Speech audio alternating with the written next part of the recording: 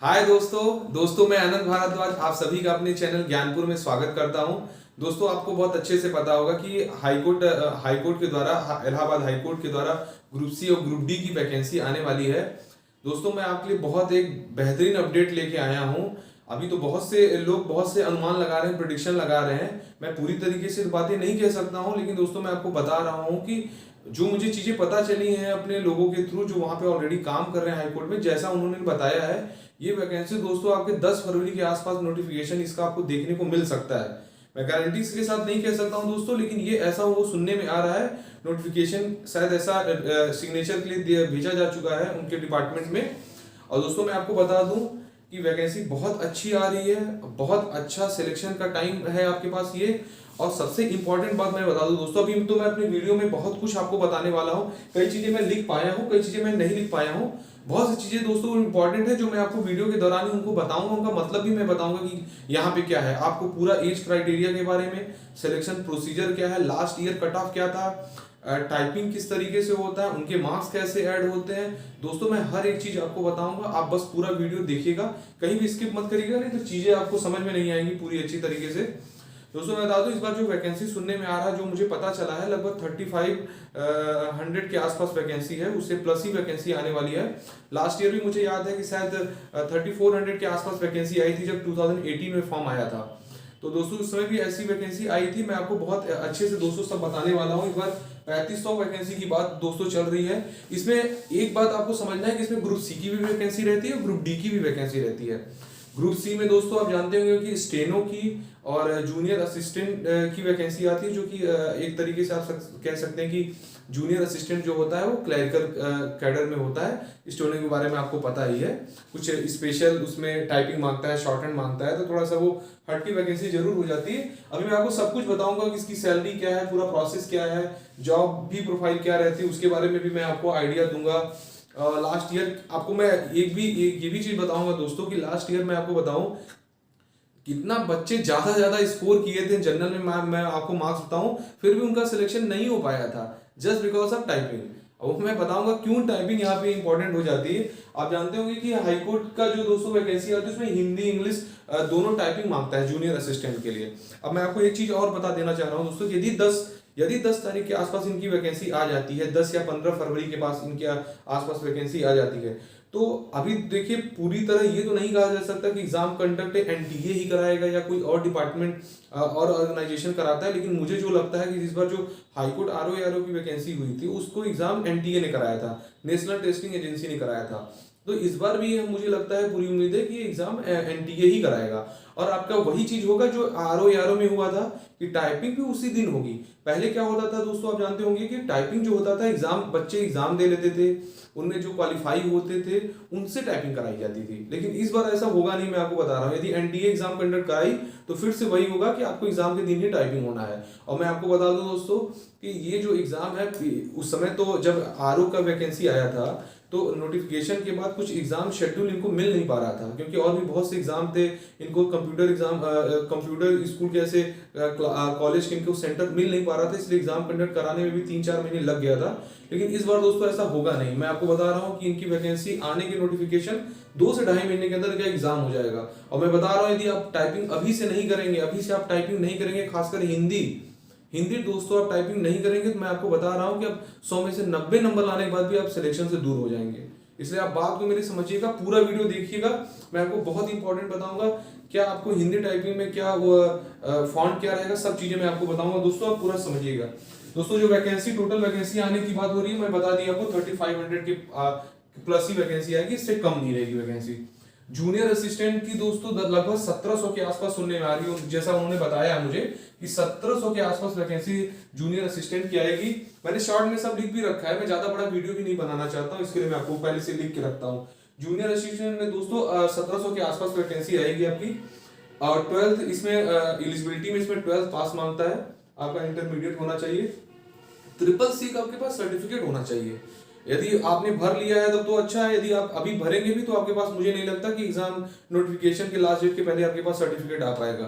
तो अब जो नहीं किए हैं उनके लिए तो ये ड्रॉबैक है, ट्रिपल सी मांगेगा।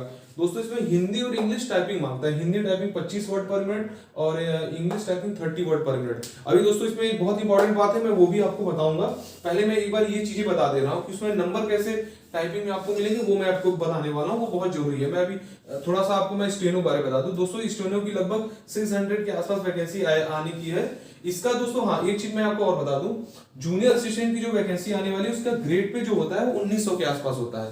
1900 के आसपास है तो आप ये समझ सकते हैं कि इसकी सैलरी जो है इनका जो कि 5200 का बेसिक पे का स्केल होता है। मुझे लगता है दोस्तों यहाँ पे आपको 24,000 के आसपास इनकी सैलरी बनती है। जूनियर असिस्टेंट की 24,000 के आसपास सैलरी इनकी बनती है। और दोस्तों स्टेनो का जो ग्रेड पे है ना, ये 2800 है। इनका भी बेसिक जो होता है 500 का स्केल होता है। इसमें दोस्तों आपकी लगभग मैं बताऊं आपको तो 31,000 के आसपास दोस्तों आपकी इसमें सैलरी बनेगी जो स्टेनो में आपको मिलेगी। लेकिन स्टेनो में दोस्तों शॉर्ट हैंड मांगता है, ग्रेजुएशन मांगता है। शॉर्ट हैंड मांगता है, लगभग 80 वर्ड पर मिनट का शॉर्ट हैंड होता है दोस्तों, आप इसके लिए देख लीजिएगा। और दोस्तों जिनके पास यदि स्टेनो है, जिन्होंने स्टेनो सीख रखा है, शॉर्ट हैंड सीख रखा है, उसके लिए दोस्तों ये बहुत ही अच्छी अपॉर्चुनिटी होती है। और दोस्तों ट्रिपल सी स्टेनो में भी और जूनियर असिस्टेंट दोनों में जरूरी होता है। उसके बाद दोस्तों एक वैकेंसी आपकी आती है, मैंने लास्ट में मुझे जगह नहीं मिला था इसलिए मैंने लिख दिया था यहाँ पे, ड्राइवर की है। ये भी ग्रुप सी की आती है। आप ये समझिएगा कि जो स्टेनो की वैकेंसी है जूनियर असिस्टेंट की और ड्राइवर की, ये ग्रुप सी में है। और उसके अलावा जो और बाकी पोस्ट है उसमें आता है वो सब आपके ग्रुप डी में आ जाएंगे। ग्रुप डी की आपकी 1200 प्लस वैकेंसी आपकी ग्रुप डी में रहेगी, 1200 प्लस वैकेंसी रहेगी। इसका जो दोस्तों ग्रेड पे होता है 1800 के आसपास होता है। इनकी भी सैलरी दोस्तों 21,000 के आसपास बनती है, 19,000 के आसपास। मैं आपको बताऊं इसकी सैलरी लगभग 19,000 के आसपास बनती है, 19 से 21 के आसपास ऐसे बनती है इनकी। और दोस्तों ड्राइवर है, ड्राइवर की ग्रेड पे है 1900 है, तो 1900 है तो आपकी जूनियर असिस्टेंट की अप्रॉक्स इसकी सैलरी बनेगी। दोस्तों एग्जाम कंडक्ट एजेंसी की बात कर रहे हैं, अभी तो मैं पूरी तरीके से नहीं कह सकता, लेकिन इसका पूरा उम्मीद है दोस्तों कि एनटीए एग्जाम कंडक्ट कराएगा। इसका भी दोस्तों एनटीए एग्जाम कंडक्ट कराएगा। आप बात को समझिए, बहुत ही इंपॉर्टेंट चीज है मैं आपको बता रहा हूँ। एग्जाम दोस्तों होने पहले कैसे होता था, एग्जाम होने के बाद आपको काफी टाइम मिल जाता था लड़कों को, मतलब बहुत नहीं मैं बोलूंगा, एग्जाम के बाद 1-1.5 महीने का टाइम मिल जाता था। लेकिन अभी क्या है दोस्तों, एनटीए एग्जाम कंडक्ट कराएगा, आपको टाइम नहीं मिलेगा। नोटिफिकेशन के लास्ट डेट की मैं आपको बताऊं, हाईकोर्ट एग्जाम कंडक्ट करा लेता है 1.5 से 2 महीने के अंदर। यदि ये फरवरी लास्ट डेट भी रखेंगे एग्जाम भरने का, यदि फॉर्म, या फिर मार्च के 10 मार्च तक भी यदि लास्ट डेट रखते हैं, तो अप्रैल के लास्ट में ये एग्जाम ले लेंगे आपका, ये समझ जाइए। और अप्रैल के लास्ट में एग्जाम लेने का मतलब है कि आपके पास हार्डली आपके पास 3 से 4 महीने का समय है, 3 से 3.5 महीने का, 3 महीने का दोस्तों हार्डली समय है आपके पास। तो आपको हिंदी टाइपिंग अभी से करना पड़ेगा। आप इंग्लिश तो 2-2.5 महीने में आप कर भी लेंगे 25 वर्ड पर मिनट आराम से, लेकिन हिंदी नहीं होगी। हिंदी को दोस्तों आपको आज से आप नोटिफिकेशन का वेट मत करिए। और मैं आपको बता रहा हूं मतलब दोस्तों कि बहुत क्लोजर भी मेरे कुछ ऐसे दोस्त रहे हैं जो कि एकदम एग्जाम क्वालिफाई करने के बाद भी टाइपिंग कारण उनका सिलेक्शन नहीं हो पाया। अभी मैं आपको कट ऑफ भी मैं लिखा हूं, कट ऑफ का भी मैं मतलब आपको बता देता हूं। दोस्तों आप पहले तो आप ये समझ जाइए कि पैटर्न क्या है इसका। 25 मार्क्स की दोस्तों हिंदी आती है, 25 मार्क्स का इंग्लिश आता है, 25 मार्क्स का मैथ आता है, 25 मार्क्स का जीएस आता है। ये सब क्या है, 25-25 मार्क्स का आपका पेपर होता है। इसमें सब में 25-25 मार्क्स का ये टॉपिक से क्वेश्चन आता है, ठीक है। टोटल कितना हो गया आपका, 100 मार्क्स का तो आपका पेपर हो गया। दोस्तों पेपर जो लास्ट ईयर आया था, ये भी बता दूं मैं आपको, बहुत ही आसान पेपर आया था। लड़के 100 में से 95 नंबर लेके आए थे, मैं आपको बता रहा हूँ। ऐसे भी मेरे परिचय में लड़के हैं जो 95 नंबर इस पेपर में लाए थे। और मुझे जो आइडिया है मैं बता रहा हूँ, जो प्री के एग्जाम में जो लड़के क्वालिफाई हुए थे नियर अबाउट टाइपिंग के लिए मैं कहूँ तो लगभग मुझे लगता है 76 या 77 नंबर जिनका जनरल में लड़कों को रहा होगा, वो क्वालिफाई हुए थे टाइपिंग के लिए। मुझे अभी एग्जैक्टली नहीं याद आ रहा, लेकिन 76-77 के आसपास ही मार्क्स था। 76 या 77 जो पाया था वो टाइपिंग के लिए क्वालिफाई हुआ था। लास्ट ईयर बता रहा हूँ, टाइपिंग के लिए क्वालिफाई। और फाइनल सिलेक्शन कितने मार्क्स पे हुआ था मैं वो आपको बता दे रहा हूँ। फाइनल सिलेक्शन जो दोस्तों जनरल का हुआ था वो आप देखिए 126.88 पे हुआ था। ओबीसी का कट ऑफ देखिए लास्ट ईयर क्या था, 119 था। एससी का 114 था, एसटी का 92 था, ठीक है। और वही मैं जनरल फीमेल की बात बता दूं, इसमें शायद दोस्तों हॉरिजॉन्टल रिजर्वेशन भी 20% होता है फीमेल के लिए। तो जनरल फीमेल का जो कट ऑफ गया था 121.6 था, ओबीसी फीमेल का 125.3 था, एससी का 115.15 था। ये तो आपका कट ऑफ हो गया, ये लास्ट ईयर था। अब आप ये समझिए दोस्तों, जो टाइपिंग होती है जूनियर असिस्टेंट में, ये जो टाइपिंग दिखा ना मैंने, हिंदी में 25 वर्ड पर मिनट, इंग्लिश में 30 वर्ड पर मिनट, ये दोस्तों टाइपिंग क्वालिफाइंग नहीं होता, इसके मार्क्स जोड़ते हैं। ये 25-25 मार्क्स का टाइपिंग होता है, मतलब कि 50 मार्क्स का आपका टाइपिंग हो गया, 100 मार्क्स का आपका पेपर हो गया, टोटल 150 में से ये जो कट ऑफ है ना, ये कितने में से है दोस्तों, ये 150 में से आपका ये कट ऑफ है टोटल जो है। तो आप ये समझिए कि जो टाइपिंग है ना, मेरे कहने मतलब है इसमें दोस्तों 50 में से लड़के 49 लेके आते हैं, 49.5 लेके आएंगे, 49.6 लेके आएंगे, आप ये समझिए।